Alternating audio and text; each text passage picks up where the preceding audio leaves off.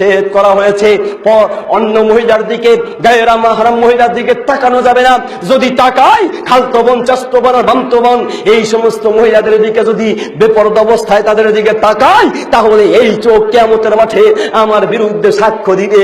কিন্তু বড় আফসোসের বিষয়, যুবক বিয়ে করবে, বিয়ে করতে যাওয়ার সময় বাপ চাচা আর বন্ধুদেরকে নিয়ে যায়, চল আজকে একটা বউ দেখে আসি, মেয়ে দেখে আসি। কিরে ওই বোকা, ও বেকুব, বিয়ে কি তুই করবি না বন্ধুরা করবে? ওখানে বন্ধুদের কাজ কি, ঠিক কিনা? মুসলিম জাতি আবার মোবাইলে ছবি তুলে আনে, ছবি তুলে এনে বিভিন্ন বন্ধুদেরকে দেখায়, দেখতো মেয়েটা কেমন দেখা যায়, এটার বিয়ে করতে চাইতেছি, এটার নাকটা ঠিক আছে কিনা, চোখগুলো একটু বড় বড় দেখা যায়, ঠোঁটগুলা চিকন দেখা যায়, গালটা তো ভালো দেখা যায় না। কত বড় মূর্খ এই জাতি, নিজে বিয়ে করবে এই মেয়েটাকে দুনিয়ার মানুষের বন্ধুদেরকে দেখাচ্ছে, মানুষ বন্ধুদের জন্য ফ্রি করে দিচ্ছে। বলতে চাচ্ছিলাম, এই চোখ তোমার বিরুদ্ধে সাক্ষী দিবে।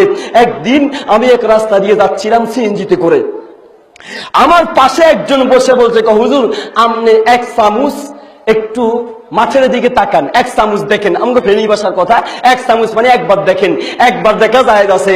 হুজুর আপনি একবার একটু দেখেন তো দেখি মাছের দিকে। আমি বললাম কেন? দেখলে আপনার ওয়াজ করতে সুবিধা হবে, এক চামচ একটু দেখেন। তাকিয়ে দেখলাম কিছু লোক খেলছে। এই খেলছে যারা, প্রত্যেকের চুল লম্বা লম্বা।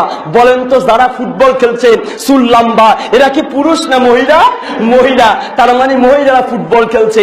ওদের থেকে চোখটা নামাইয়া তারপরে তাকাইলাম শ্রোতাদের দিকে। শ্রোতাদের দিকে তাকিয়ে দেখলাম, ওরে বাপরে বাপ, শ্রোতারা এমন ভাবে তাকিয়ে আছে, একটা পলক পর্যন্ত পড়ে না।